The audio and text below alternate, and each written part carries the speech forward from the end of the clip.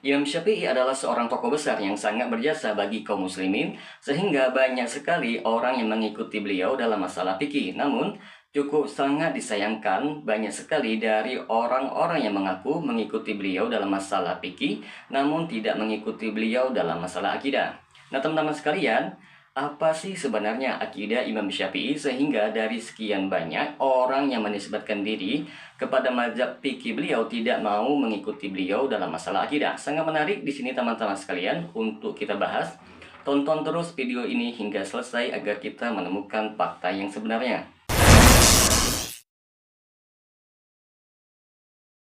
Assalamualaikum warahmatullahi wabarakatuh. Jumpa lagi dengan saya Rio Mnedi di channel Manhaj Dakwah. Pada episode kali ini kita akan membahas tentang hakikat dari akidah Imam Syafi'i. Teman-teman sekalian, terkait akidah Imam Syafi'i, di mana minim sekali tentang informasi tulisan khusus dari Imam Syafi'i terkait pembahasan akidah. Namun tentu hal ini tidak menunjukkan bahwa beliau tidak pakar dalam masalah akidah, atau bahkan yang lebih parah lagi beranggapan bahwa beliau tidak layak sebagai imam dalam masalah akidah bagi para pengikut mazhab fikihnya. Karena para ulama telah mencurahkan waktu dan tenaganya untuk mengumpulkan keterangan yang dinukil dari beliau terkait masalah akidah, yang berasal dari kitab-kitab ulama yang membicarakan manaqib atau biografi beliau. Contoh buku yang disusun dengan metode ini adalah karya Dr. Abdul Wahab Al-Aqil yang berjudul Manhaj Akidah Imam Syafi'i. Kemudian Dr. Thalib bin Umar Al-Kasiri dalam risalahnya yang berjudul Itikaf Imam Syafi'i, dan masih banyak ulama lainnya. Kemudian informasinya bagi saya cukup menarik ialah dengan ditemukannya sebuah manuskrip yang merupakan Juz I'tiqad Imam Asy-Syafi'i yang diriwayatkan oleh Abu Thalib Al-Qushairi. Manuskrip ini disonding oleh Syekh Muhammad bin Abdul Rahman Al-Kumais dalam kitabnya yang berjudul Keyakinan Empat Imam Mazhab. Beliau berkata di dalam bukunya pada halaman 49 tentang risalah akidah Imam Syafi'i. Aku menukil Al-I'tiqad dari manuskrip yang dikopi dari aslinya di perpustakaan Al-Maskiyah Universitas Leiden di Belanda. Sampai dengan selesai, alhamdulillah saya tidak perlu capek-capek ke Belanda untuk dapat melihat foto manuskrip tersebut yang jumlahnya 6 lembar. Karena manuskrip tersebut sudah dipublikasikan sehingga mudah untuk diakses. Sebelum kita masuk ke dalam pembahasan dari kitab manuskrip tersebut, kita akan membicarakan perawi yang menginformasikan kepada kita tentang keyakinan Imam Asy-Syafi'i, yang kemudian informasi ini beliau dokumentasikan dalam manuskrip tersebut. Beliau adalah Abu Thalib Muhammad bin Ali bin Al-Fadl Ibnul Qushairi, seorang ulama fikih Hambali yang terkenal sebagai Ali Juhud. Beliau juga merupakan muridnya Imam Darqutni, seorang ulama yang sikoh yang disikohkan oleh Al-Imam Al-Khatib Al-Baghdadi, Ibnul Jauzi, Ibnu Katsir, Suyuti, dan lainnya.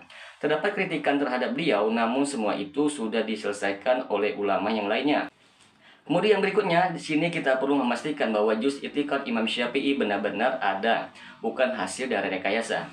Baik, cara yang pertama adalah persaksian keberadaan kitab tersebut dari para ulama, yaitu Imam Ibnu Qudamah dalam kitabnya Sifat Al-Ulu halaman 124, Ibnu Abi Ya'la dalam Tabaqat Al-Hanabila jilid 1 halaman 382, Ibnu Qayyim dalam Ijtima'u Al-Juyuz halaman 165, dan Imam Az-Zahabi dalam Syiar Alam Nubala.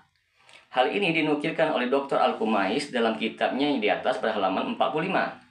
Adapun cara kedua, kita bisa dapatkan sanadnya dalam At-Tabaqat jilid 1 halaman 283 karya Imam Ibnu Abi Ya'la yang wafat pada tahun 526 Hijriah. Beliau menyebutkan sanadnya Ali bin Murdi yang wafat pada tahun 387 Hijriah, disikohkan oleh Al-Khatib Al-Baghdadi, seorang ulama yang sangat juhud.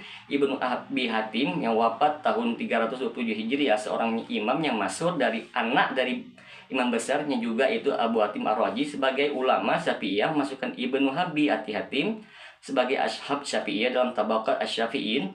Yunus bin Abdul Ya'la yang wafat tahun 256 Hijriah adalah salah satu murid seniornya Imam Syafi'i. Banyak meriwayatkan dari imamnya dan lama bermulajamah dengannya. Perawinya Sahih Muslim yang sikoh. Sekarang kita masuk kepada isi Juz I'tiqad tersebut.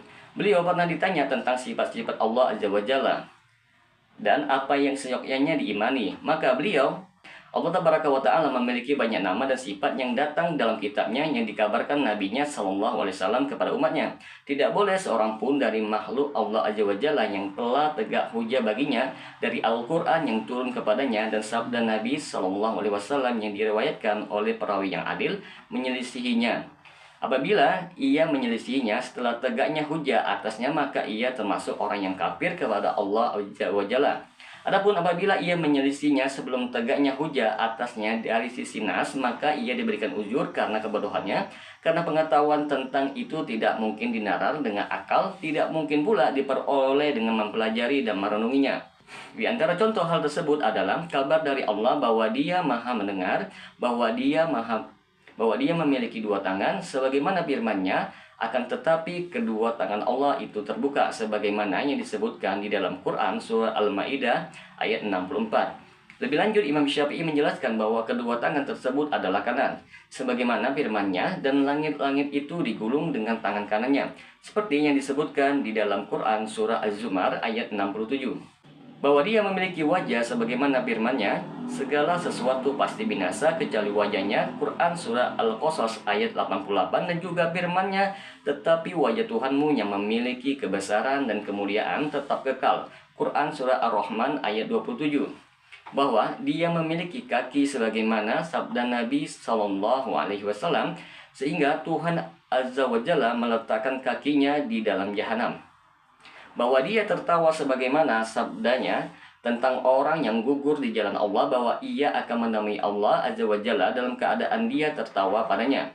Bahwa Dia turun ke langit dunia setiap malam dengan dasar kabar dari Rasulullah Shallallahu Alaihi Wasallam. Bahwa Dia tidak buta sebelah sebagaimana sabda Nabi Shallallahu Alaihi Wasallam ketika menyebut Dajjal, sesungguhnya Dajjal itu buta sebelah, sedang Tuhanku tidaklah buta sebelah.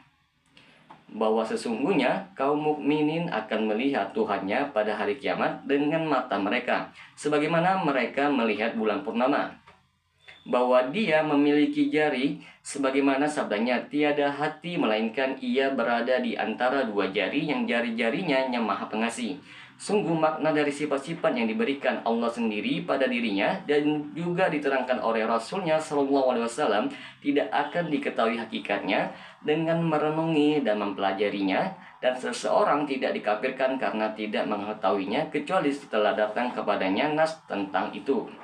Apabila kabarnya menerangkan hal itu dari sisi pemahaman, bisa mewakili persaksian dalam pendengaran, maka hal itu wajib dipersaksikan dan diamalkan secara hakiki sebagai agama oleh orang yang mendengarnya, seakan ia menyaksikan dan mendengarnya langsung dari Rasulullah Shallallahu Alaihi Wasallam.